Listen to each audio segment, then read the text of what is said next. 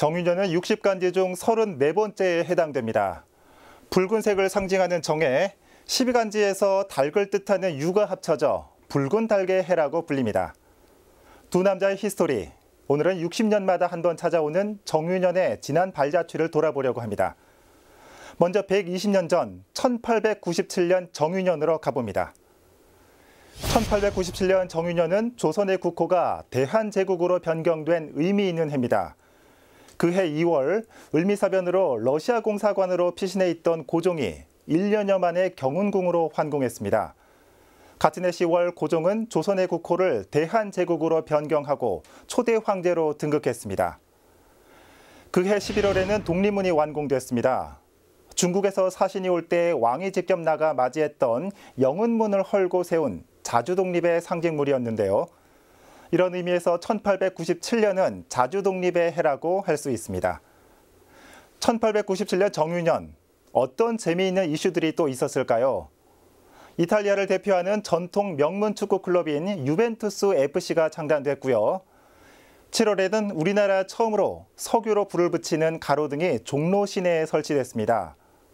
이때 가로등을 처음 보고 엄청난 충격에 달아나는 사람도 있었다고 하네요.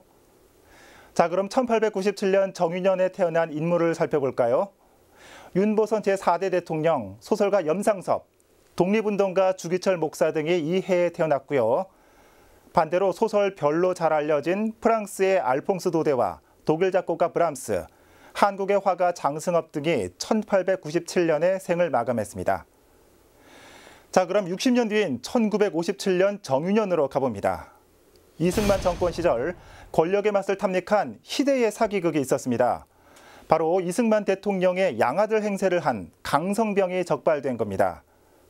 아들이 없던 것에 늘 아쉬워하던 이승만 대통령을 위해 비서실장 이기붕이 자신의 장남 이강석을 대통령의 양자로 입적시켰는데요. 이때부터 권력을 등에 업은 황태자 이강석의 방탕하고 부패한 생활이 시작됩니다. 어찌 보면 지금 시국과 굉장히 닮아있는 모습인데 더 큰 사건은 이강석과 꼭 닮은 외모인 강성병이라는 자가 그의 행세를 시작한 겁니다. 지금 보시는 사진 왼쪽이 강성병이고 오른쪽이 이강석입니다. 어떻습니까? 많이 닮았습니까? 이런 강성병의 대통령 양아들 행세는 1957년 정유년 9월 대구에서 검거되면서 끝이 납니다.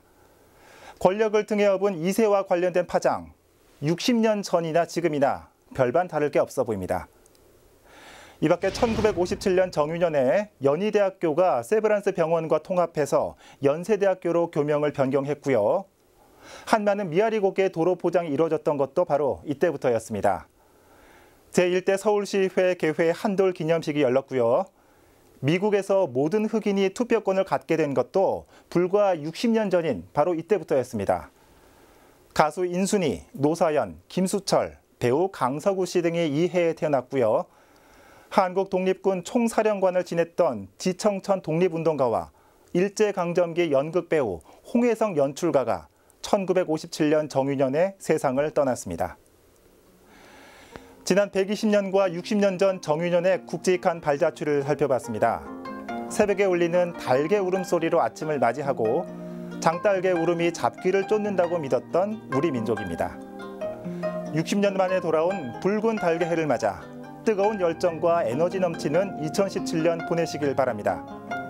지금까지 두 남자의 히스토리였습니다.